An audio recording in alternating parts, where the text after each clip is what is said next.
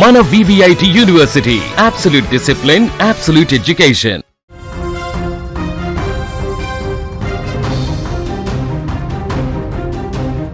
తమిళనాడుతో పాటు దేశ రాజకీయాల్లో పెను సంచలనం రేపే ఒక వార్త ఇప్పుడు వైరల్ అవుతోంది. దశాబ్దాల క్రితం డిఎంకే నుంచి విడిపోయి అన్నా డిఎంకేగా ఏర్పడి అప్పటి నుంచి ఇప్పటి వరకు బద్ధ శత్రువులుగా అధికారం కోసం పోరాటం చేస్తున్న రెండు పార్టీలు ఒక్కటి కానున్నట్లు వార్తలు రావడం ప్రస్తుతం రాజకీయాల్లో పెను సంచలనం రేపుతున్నాయి. డిఎంకే అన్నా డిఎంకే కలిసి తమిళనాడులో కొత్త ప్రభుత్వం ఏర్పాటుకు రహస్య చర్చలు జరుపుతున్నట్లు వస్తున్న వార్తలపై అన్నా డిఎంకే క్లారిటీ ఇచ్చింది. పొత్తు అనే ఆరోపణలను ఖండించింది. డిఎంకే తమకు ఎప్పటికీ బద్ధ శత్రువినని పొత్తు పెట్టుకునే ప్రసక్తి లేదంటూ ప్రకటించింది. ఇక ఇదే అంశానికి సంబంధించి మరింత సమాచారం మా బ్యూరో చీఫ్ విజయ్ అందిస్తారు. విజయ్, చెప్పండి, డిఎంకే అన్నా డిఎంకే పొత్తు పెట్టుకున్నారు అని వస్తున్న వార్తల్లో నిజం ఎంతుంది? ఎస్ దీపిక, నిన్న సాయంత్రం నుంచి అటు తమిళనాడు రాజకీయాలు యావత్ దేశాన్నంతా కూడా ఒక రకంగా ఉత్కంఠ రేపెత్తే పరిస్థితులను తీసుకొచ్చాయని చెప్పాలి. ఎందుకంటే నిన్న చూస్తే ఒక్కసారిగా విజయ్ ఇవాళ ప్రమాణ స్వీకారం, సరిగ్గా ఇప్పుడు మనం మాట్లాడుకుంటున్నటువంటి ఈ టైంలో విజయ్ ముఖ్యమంత్రిగా ప్రమాణ స్వీకారం చేయాల్సినటువంటి పరిస్థితి. అయితే గవర్నర్ అందుకు నో చెప్పినటువంటి పరిస్థితి. ఎందుకంటే విజయ్ ముఖ్యమంత్రిగా అవడానికి, ప్రభుత్వాన్ని ఏర్పాటు చేయడానికి తగినంత సంఖ్యాబలం విజయ్ దగ్గర లేదని, అలాగే ముందు మెజారిటీని నిరూపించుకున్న తర్వాత ఎమ్మెల్యేలకు సంబంధించినటువంటి జాబితాను తనకిచ్చిన తర్వాతే అప్పుడు ప్రభుత్వాన్ని ఏర్పాటు చేయాలి, అప్పుడు ప్రమాణ స్వీకారానికి కూడా ముందుకు రావాలి అంటూ కూడా గవర్నర్ రాజేందర్ పర్లికర్ ఒక క్లియర్ కట్గా ఒక మెసేజ్ని ఆయన ఇవ్వడం, నేరుగా విజయ్కి ఆ విషయాన్ని చెప్పడం జరిగింది. విజయ్ నిన్న మధ్యాహ్నం నేరుగా గవర్నర్ని కలిశారు. లోక్ భవన్కి వెళ్ళి గవర్నర్ని కలిసిన తర్వాత తన వద్ద కాంగ్రెస్ పార్టీతో ఉన్నటువంటి 5 మంది ఎమ్మెల్యేలతో పాటు తన వద్ద గెలిచినటువంటి 108 మంది, అంటే తాను ఒక నియోజకవర్గానికి రాజీనామా చేయడంతో, 2 చోట్ల గెలిచినటువంటి విజయ్ ఒక నియోజకవర్గాన్ని రాజీనామా చేయడంతో 107 ప్లస్ 5 అంటే మొత్తం 112 మంది ఎమ్మెల్యేల జాబితాను గవర్నర్కి సమర్పించారు. కానీ గవర్నర్ మాత్రం మ్యాజిక్ ఫిగర్ 118 మంది ఎమ్మెల్యేల జాబితా ఉంటేనే ప్రమాణ స్వీకారం చేయిస్తానని చెప్పడంతో ఇవాళ ప్రమాణ స్వీకారాన్ని కార్యక్రమం పూర్తిగా రద్దయిందని చెప్పాలి. అయితే ఆ తరువాత వెంటనే గవర్నర్ అక్కడి నుంచి నేరుగా ఆయన కేరళకు వెళ్ళిపోయినటువంటి పరిస్థితి. కేరళలో కూడా ఆయన ఇన్ఛార్జ్ గవర్నర్గా ఉన్నారు. తమిళనాడు నుంచి నేరుగా ఆయన కేరళకు వెళ్ళిపోవడం, అలాగే ఢిల్లీకి కూడా వెళ్ళిపోతారు అనేటువంటి సమాచారం వచ్చినటువంటి నేపథ్యంలో విజయ్ ఒకవేళ ఇతర పార్టీల మద్దతును కూడగట్టేటువంటి ప్రయత్నం చేస్తున్నప్పటికీ కూడా ఇప్పట్లో విజయ్ని ముఖ్యమంత్రి చేయడానికి, అలాగే టీవీకే పార్టీని అధికారంలోకి తీసుకురావడానికి, ప్రభుత్వాన్ని ఏర్పాటు చేయడానికి గవర్నర్ విముఖత చూపిస్తున్నారు. గవర్నరు అందుకు సిద్ధంగా లేరు అనేటువంటి ఒక ప్రచారం అయితే పెద్ద ఎత్తున నడిచింది. దీంతో ఏం జరగబోతుంది? దీని వెనక కేంద్రం ఉంది. ఢిల్లీ పెద్దలు ఎప్పుడైతే విజయ్ అటు కాంగ్రెస్ పార్టీతో పొత్తు పెట్టుకున్నారో, కాంగ్రెస్ పార్టీతో చేయి కలిపారో, ఇక కేంద్రం రంగంలోకి దిగింది. కేంద్రం గవర్నర్ ద్వారా మొత్తం గేమ్ అంతా కూడా ప్లే చేస్తుంది. అందులో భాగంగానే గవర్నర్ ఇప్పట్లో విజయ్ని సీఎం చేసేటువంటి పరిస్థితి లేదు. అందుకు తగ్గ అనుకూలమైనటువంటి వాతావరణం లేదు. కాబట్టి నెక్స్ట్ ఏం జరగబోతుంది అనేటువంటి ఒక చర్చ అటు మీడియాలోనూ రాజకీయ వర్గాల్లోనూ పెద్ద ఎత్తున నాయకులందరిలో కూడా జరిగింది. అయితే నిన్న సాయంత్రం కొన్ని మీడియా ఛానల్స్లోనూ ఒక వార్త అయితే సర్క్యులేట్ అయింది. అంటే అన్ని ఆల్మోస్ట్ అటు తెలుగు మీడియా కావచ్చు, నేషనల్ మీడియా కావచ్చు, అన్నిట్లో కూడా ఒక వార్త సర్క్యులేట్ అయింది. ఏంటంటే అన్నా డిఎంకే ఈ 2 పార్టీలు కలవబోతున్నాయి. అందుకు కొంతమంది రాజకీయ నాయకులు కూడా కలిసేటువంటి అవకాశం ఉంది. ఎందుకంటే ఇప్పుడు గవర్నర్ ఇక్కడ విముఖత చూపించి ఆయన ఇక్కడి నుంచి వెళ్ళిపోయారు కాబట్టి నెక్స్ట్ ఏం జరగబోతుంది? విజయ్ని ప్రభుత్వాన్ని ఏర్పాటు చేయడానికి కేంద్రం ఒప్పుకునేటువంటి పరిస్థితులు కనిపించడం లేదు. ఇప్పటి వరకు గతంలో గోవాలో ఉన్నటువంటి పరిస్థితి కానీ, మహారాష్ట్రలో జరిగినటువంటి ఇదే విధంగా పరిస్థితులు చూసినా కూడా తక్కువ స్థానాలు వచ్చినటువంటి పార్టీలు ప్రభుత్వాన్ని ఏర్పాటు చేసినటువంటి సిచ్యువేషన్ మనం చూసాం.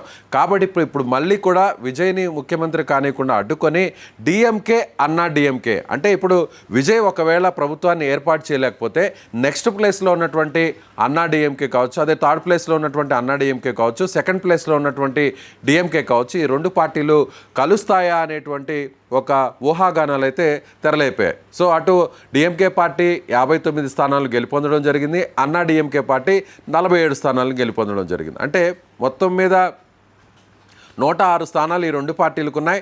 అలాగే స్థానికంగా ఉన్నటువంటి చిన్న పార్టీలను కూడా కలుపుకొని ప్రభుత్వాన్ని ఏర్పాటు చేసేటువంటి పరిస్థితులు ఉంటాయేమో అనేటువంటి ఒక చర్చ నిన్న ప్రారంభమైంది. సో దీంతో అటు ఖచ్చితంగా రెండు పార్టీలు కలుస్తాయేమో, కలిస్తే ప్రభుత్వాన్ని ఏర్పాటు చేస్తాయేమో అనేటువంటి ఒక చర్చ పెద్ద ఎత్తున తమిళనాడులో జరిగింది. దాంతో మొత్తం కలవరం అయితే పుట్టిందనే చెప్పాలి అన్ని పార్టీల్లో. డిఎంకే, అన్నా డిఎంకే ఇప్పటి వరకు బద్ధ శత్రువులు. రాజకీయ పరంగా చూసినా కూడా అటు కరుణానిధి, జయలలిత ఇద్దరు కూడా నువ్వా నేనా అన్నట్టు తలపడ్డారు. ఓ సందర్భంలో జయలలిత ఎమ్మెల్యేగా ఉన్నటువంటి సందర్భంలో అసెంబ్లీలో ఆమె చీరను కొంతమంది డిఎంకే ఎమ్మెల్యేలు, అధికారంలో ఉన్న డిఎంకే ఎమ్మెల్యేలు చీరను లాగేయడంతో అప్పట్లో ద్రౌపది వస్త్రాభరణం జరిగింది, కీచక పర్వం అసెంబ్లీలోనే జరిగింది అనేటువంటి ఒక పెద్ద ఎత్తున దేశవ్యాప్తంగా కూడా అప్పట్లో సంచలనం జరిగింది. ఆ తర్వాత ఆమె అక్కడి నుంచి నిండు సభలో నుంచి బయటకు వచ్చి ఇది కౌరవ సభ, ఇలాంటి సభలో నేను మళ్ళీ ముఖ్యమంత్రిగానే అడుగు పెడతానంటూ కూడా ఆమె శపథం చేసి మళ్ళీ అప్పటి నుంచి అసెంబ్లీలోకి అడుగు పెట్టకుండా తిరిగి మళ్ళీ అన్నాడీఎంకేని అధికారంలోకి తీసుకొచ్చిన తర్వాత ముఖ్యమంత్రి అయిన తర్వాతే జయలలిత అక్కడ ఆ సభలోకి అడుగుపెట్టినటువంటి పరిస్థితి. ఆ తర్వాత ఆమె ముఖ్యమంత్రి అయిన వెంటనే డిఎంకే అధినేతగా ఉన్నటువంటి మాజీ ముఖ్యమంత్రి కరుణానిధిని కూడా ఇంట్లో ఉన్నటువంటి సందర్భంలో అతను వృద్ధాప్యంలో ఉన్నప్పటికీ కూడా బలవంతంగా పోలీసుల చేత ఈడ్చుకెళ్ళి మరీ అరెస్ట్ చేయడం, ఆ తర్వాత డిఎంకే అధినేత మాజీ ముఖ్యమంత్రి కరుణానిధి పంచెను కూడా ఓడదీసి మరీ అరెస్ట్ చేసినటువంటి పరిస్థితి, నడిపించుకుంటూ వెళ్ళి మరి పోలీస్ స్టేషన్కి తీసుకెళ్ళినటువంటి పరిస్థితి. సో అక్కడ డిఎంకే వర్సెస్ అన్నా డిఎంకే లాగా ఇప్పటి వరకు కూడా అక్కడ రాజకీయాలు కొన్ని దశాబ్దాల పాటు నడిచాయి. అంటే 50-60 సంవత్సరాలు అటు డిఎంకే ఇటు అన్నా డిఎంకే ఇద్దరు కూడా బద్ధ శత్రువులు. ఇద్దరు పార్టీ అధినేతలు కూడా ఒకరు అధికారంలోకి వస్తే ఇంకొకరి మీద కక్ష సాధింపు, ఇంకొకరు అధికారంలోకి వస్తే ప్రత్యర్థి పార్టీల మీద కక్ష సాధింపు, ఆ పార్టీలకు సంబంధించినటువంటి పథకాలు వాటన్నిటిని కూడా రద్దు చేయడం జరిగేది. అలాగే ఆ పార్టీకి సంబంధించి అప్పుడు వాళ్ళ అధికారంలో ఉన్నప్పుడు ఏదైనా బిల్డింగ్స్ కానీ ఏదైనా కార్యక్రమాలు చేపట్టినా కూడా కనీసం ఆ బిల్డింగ్లో కూడా అడుగు పెట్టినటువంటి పరిస్థితి. దాని ఒక చిన్న ఎగ్జాంపుల్ చెప్పాలి దీపిక.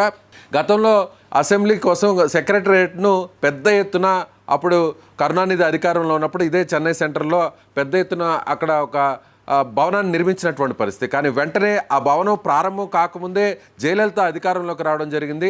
జయలలిత కరుణానిధి కట్టించినటువంటి సచివాలయంలోకి నేను అడుగు పెట్టను అంటూ కూడా కనీసం ఆ భవనాన్ని కూడా ఓపెన్ చేయకుండా ఇప్పుడు ప్రస్తుతం ఉన్నటువంటి మెడికల్ కాలేజ్ ఏదైతే చెన్నైలో ఉన్నటువంటి మెడికల్ కాలేజ్ ఉందో ఆ మెడికల్ కాలేజ్గా మార్చేసినటువంటి పరిస్థితి. అప్పట్లో సచివాలయాన్ని అంత పెద్ద ఎత్తున దేశంలోనే అతిపెద్ద సచివాలయంగా అక్కడ నిర్మాణం జరిగింది.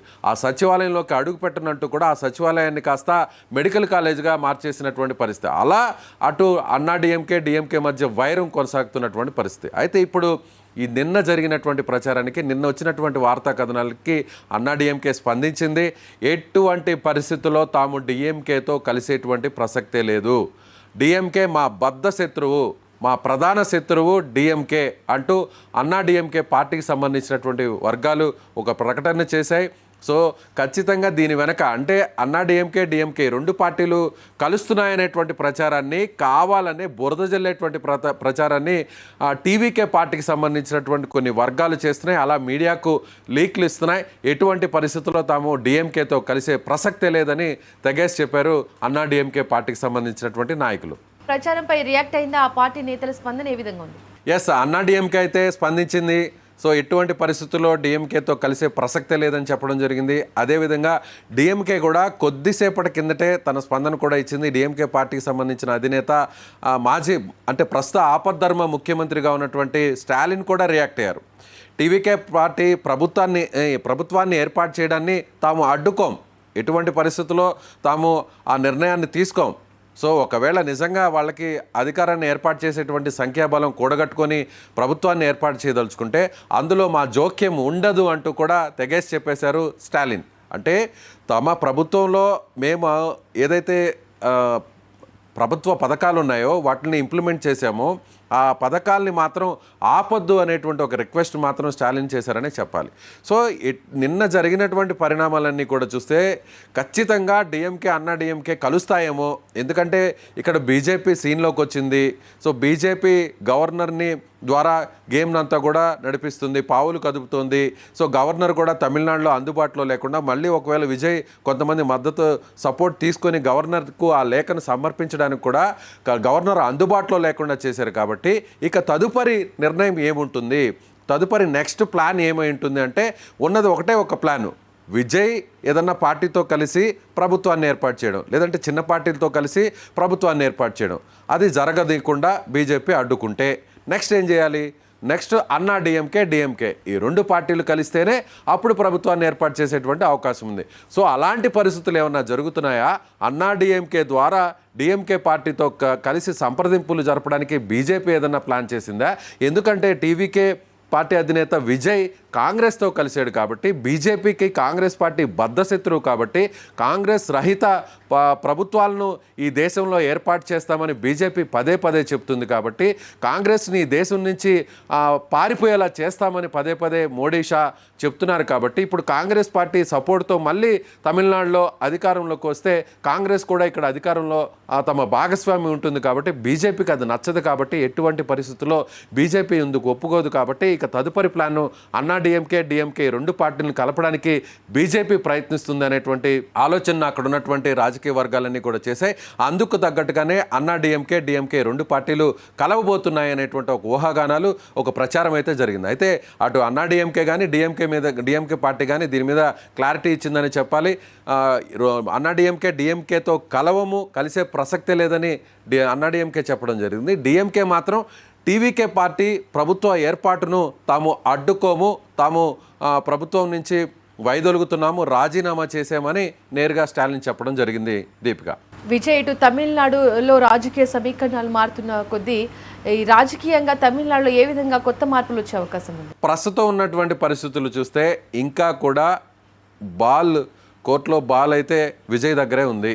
సో విజయ్ ప్రస్తుతానికి కావాల్సినటువంటి ఎమ్మెల్యేల మద్దతు దాదాపు ఒక 6 మంది ఎమ్మెల్యేల మద్దతు వస్తే ఖచ్చితంగా విజయ్ ప్రభుత్వాన్ని ఏర్పాటు చేస్తారు. అయితే వామపక్షాలు పూర్తి స్థాయిలో ఇంకా స్పందించలేదు. వామపక్ష పార్టీల్లో సిపిఐ 2 ఎమ్మెల్యేలు ఉన్నటువంటి సిపిఐ విజయ్తో కలవడానికి సిద్ధంగా ఉన్నట్టుగా ప్రచారం జరుగుతుంది. మరోవైపు ఇప్పటికే వీసీకే పార్టీ అయితే మాత్రం విజయ్తో కలిసే ప్రసక్తే లేదని చెప్పడం జరిగింది. మరోవైపు పిఎంకే పార్టీ ఇప్పటికే అన్నా డిఎంకే కూటమిలో ఉంది కాబట్టి పిఎంకే పార్టీ కూడా బీజేపీ చెప్పినట్టు వింటుంది కాబట్టి పిఎంకే పార్టీ దగ్గర 4 ఎమ్మెల్యేలు ఉన్నారు. సో పిఎంకే పార్టీ ఇప్పటి వరకు కూడా క్లారిటీ ఇవ్వలేదు. అదేవిధంగా మరొక పార్టీ అమ్మ ఏఐడిఎంకే పార్టీకి సంబంధించినటువంటి 1 ఎమ్మెల్యే ఉన్నారు. వాళ్ళు కూడా ఇప్పటివరకు ఎలాంటి క్లారిటీ ఇవ్వలేదు. ప్రస్తుతం విజయ్ దగ్గర కాంగ్రెస్ పార్టీకి సంబంధించినటువంటి 5 మంది ఎమ్మెల్యేల మద్దతే ఉంది. అలాగే అన్నా డిఎంకే పార్టీలో కూడా చీలిక వస్తుంది. అన్నా డిఎంకే పార్టీలో ఉన్నటువంటి కొంతమంది ఎమ్మెల్యేలు విజయ్తో టచ్లో ఉన్నారు. విజయ్ మాత్రం వాళ్లతో కలిసి ప్రభుత్వాన్ని ఏర్పాటు చేయడానికి విముఖంగా ఉన్నారు అనేటువంటి ప్రచారం నడుస్తుంది. అయితే కానీ ఇప్పుడు ముందుకు నడవలేనటువంటి పరిస్థితుల్లో విజయ్ ఇంకా తప్పనిసరి పరిస్థితుల్లో అన్నా డిఎంకేతో చర్చలు జరపాలి, అన్నా డిఎంకేతో సంప్రదింపులు జరపాలి, అవసరమైతే అన్నా డిఎంకేతో కలిసి ప్రభుత్వ ఏర్పాటుకు సిద్ధమవ్వాలి. కానీ అన్నా డిఎంకే మాత్రం కాంగ్రెస్తో కలిసి తాము ప్రభుత్వాన్ని ఏర్పాటు చేయడానికి సిద్ధంగా లేము అనేటువంటి విషయాన్ని ఇప్పటికే టీవీకే పార్టీకి సంబంధించినటువంటి నాయకులతో సంప్రదింపులు జరిపినటువంటి నాయకులతో తెగేసి చెప్పింది. సో ఇప్పుడు విజయ్ కాంగ్రెస్ పార్టీతోనే ముందుకు వెళతాడా, కాంగ్రెస్ పార్టీకి కటీఫ్ చెప్పి ఇప్పుడు కొత్తగా మిగిలినటువంటి పార్టీలని అలాగే అన్నా డిఎంకే పార్టీని కలుపుకొని వెళ్తాడా అనేది రాబోయేటువంటి రోజుల్లో ఏం జరుగుతుందో చూడాల్సినటువంటి పరిస్థితి. కానీ బీజేపీ అనుకుంటే ఏమైనా చేయగలదు. బీజేపీ అనుకుంటే తాను అనుకున్నటువంటి పరిస్థితి కేంద్రంలో ఉన్నటువంటి పెద్దలు తమిళనాడులో రాజకీయాలని పూర్తిగా మార్చేయగలరు, అవసరమైతే అన్నా డిఎంకేని కూడా కలపగలరు అనేటువంటి ఊహాగానాలు నడుస్తున్నాయి. సో కొన్ని రాజకీయ పార్టీలు కూడా ఇది జరగచ్చు కూడా అని కూడా చెప్తున్నటువంటి పరిస్థితి. కానీ వాస్తవ పరిస్థితుల్లో అన్నా డిఎంకే కలవడానికి ఎంతవరకు సానుకూల పరిస్థితులు ఉన్నాయనేది ప్రస్తుతానికైతే క్లారిటీ లేదు. అన్నా డిఎంకే కూడా క్లారిటీ ఇచ్చింది డిఎంకేతో కలవని. స్టాలిన్ కూడా ఒక క్లారిటీ ఇచ్చారు టీవీకే ప్రభుత్వ ఏర్పాటును అడ్డుకోమని. మొత్తానికి తమిళనాడు రాజకీయాల్లో డిఎంకే అన్నా డిఎంకే పొత్తు ప్రచారం పెద్ద సంచలనంగా మారింది. అయితే ఈ వార్తలను అన్నా డిఎంకే పూర్తిగా ఖండిస్తూ డిఎంకే తమకు ఎప్పటికీ బద్ధ శత్రువేనని స్పష్టం చేసింది.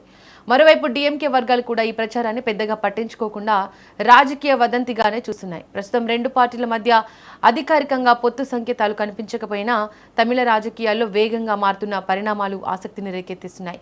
రాబోయే రోజుల్లో ఎమ్మెల్యేల సమావేశాలు, రాజకీయ చర్చలు తమిళనాడు రాజకీయాలను మరింత హీట్ ఎక్కించే అవకాశం కనిపిస్తోంది.